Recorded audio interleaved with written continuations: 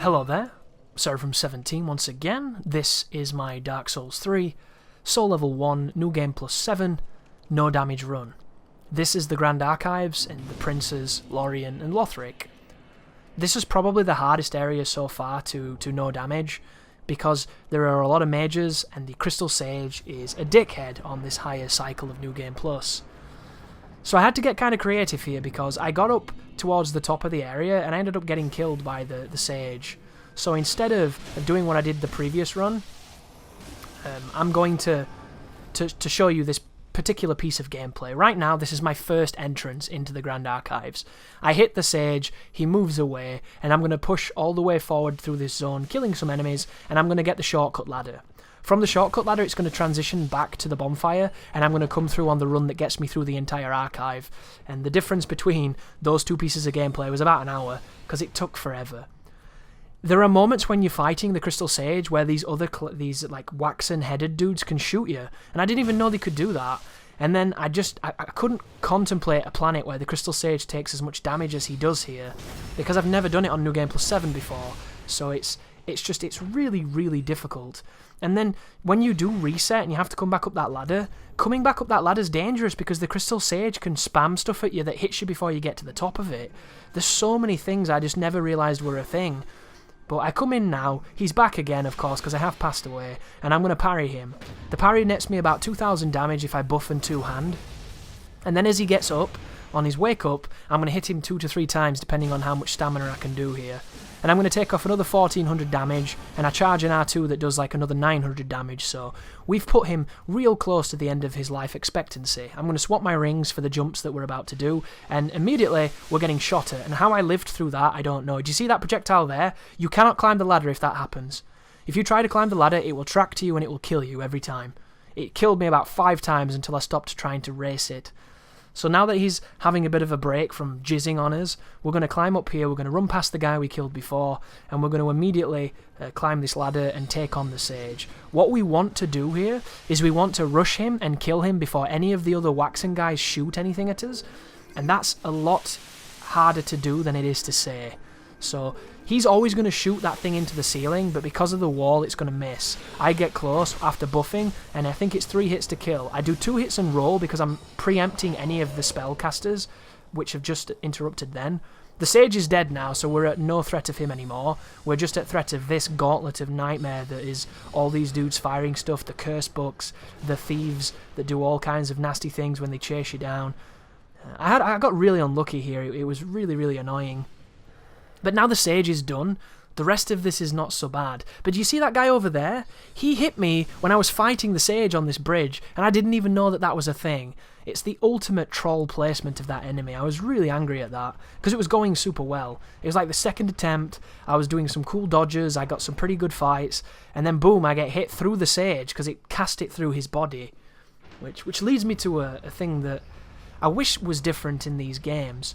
I don't understand why bosses can attack through each other. I don't get why enemies can attack through each other. I don't understand why there is this mechanic that lets them do that. It would make the Sister Fried and Father Ariandel fight a lot more interesting if they couldn't do that, because you would never have those ambiguous moments where you can't hit Fried because you can't hit the dad because she's going to come streaking through and hit you in the face. Like, there are all these moments that could be avoided if the enemies couldn't cheat like that. Like, if they cast and it goes and it hits the back of an enemy, it should hurt the enemy. It shouldn't go through the enemy and hit you in the face. It seems like such a simple thing to me, but it's just not how it works. Like, I don't get why they don't collide on each other. I don't get why they don't hurt each other. There are so many things that I think would make this game better. And let's face it, everything that is in Souls games is intentional, and it's intentionally put there to make the game more, shall we say, meticulous rather than pedantic. Like, there's a lot of things in this game that are intentionally awkward to make it more awkward. It's kind of the tradition of what these games are about. They're more simulation than high-octane action.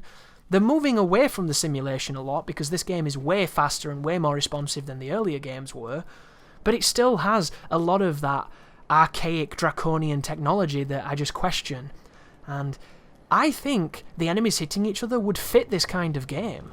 It's the idea with co-op as the gargoyle commits suicide for whatever reason. He's just sick of being on that roof for so long. Like, it would fit the game so well. I appreciate it would make certain things easier, But we already have evidence of enemies hitting each other, because there are enemies that fight each other. Look at Bloodborne, the old hunters and the beasts fighting each other. It was cool. Look at when you take Gale and you run him all the way across to where there's that ringed knight, and he fights him. Like, it's an interesting shift in the paradigm, and it would be wonderful if it worked that way, but it just kind of doesn't.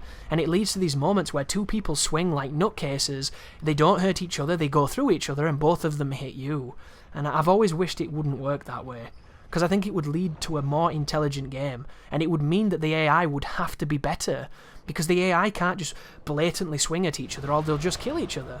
You know, they would have to think, they would have to look at a situation and be like, wow, I can't swing away here because I'm going to hit my friend. And it would be wonderful if they could program that, because I think it would be really nice. Because they've already got AI that can perfectly dodge everything you do and cancel fucking animations that can't be cancelled and all this other bullshit. Why not add something that actually makes them interesting rather than something that makes them too strong? I just think it would be way, way better. Fun story too, guys. I fought this bridge. I fought all the way to the triple Lothric Knights, killing everything. And then the Lothric Knights killed me because they chased me all the way back down here and I got killed by where that bloodstain was. I wanted to do this full bridge fight, but it's just too fucking long. Like, it's too long, there's too many archers, and at the end of the day, I want to enjoy this challenge rather than just pull my hair out, and taking on 3 Lothric Knights at the same time, without having some kind of save state, it's just not going to happen, guys. It's just not happening. So, as much as I would have loved to have brought that piece of gameplay to you, I just... no. Just no. Like, I know my limitations, I can definitely do it, but I don't know if I have the sanity to keep running back. And it's the thing that bugs me the most about these games, and it's one of the things that PC does so well, you know, because the PC version has these pieces of software that can help you. You can get to zones much quicker, you can do things without having to rely on, you know, the traditional way of doing them, and a lot of people look down on them because they look at it as cheating, but I just look at it as saving time. If you could save state this game, and I could drop a save state at a fog door, I would do it, guys, I would. There would be no two words about it. I don't care if it makes you think less of me. You know, I don't care if you think that completely ruins all credibility that I have. I'd do it in a fucking heartbeat. Because to me, the running back is not the challenge. The challenge is what kills me. And it's never the run back. The only time a run back kills me is if I put myself in a stupid situation. That's it. The thing that beats me is a mistimed roll, or an awkward pattern from a boss, or a bad hitbox, something like that. And if I could just get back into that fight, I'd love it forever. It's one of the reasons why I'm so excited for the emulator for the PS3 to keep on getting improved. Because the moment Demon's Souls is on emulation, I'm going to play the shit out of that game. Because the one thing I hate about Demon's Souls is that you have to run back through the entire level to get to the bosses. I just don't like it. But with save states, I never have to do that again. And I'm definitely doing SL1 NG+7 pure Black World tendency. Like, I might even fight every enemy in the grand scheme of you know, Urban Orbs run. Which, I don't think I'll ever do that because that sounds fucking ridiculous to me. It's a fun idea and I'm glad he did it, but it just doesn't sound fun, does it? It sounds insane. Like, fighting the enemies is not the hardest thing in the world, but fighting them all is something else entirely. But here is the princes, and this took a while, this one. I think princes are a tough boss, but they're really good on PC because you can see everything they do way easier.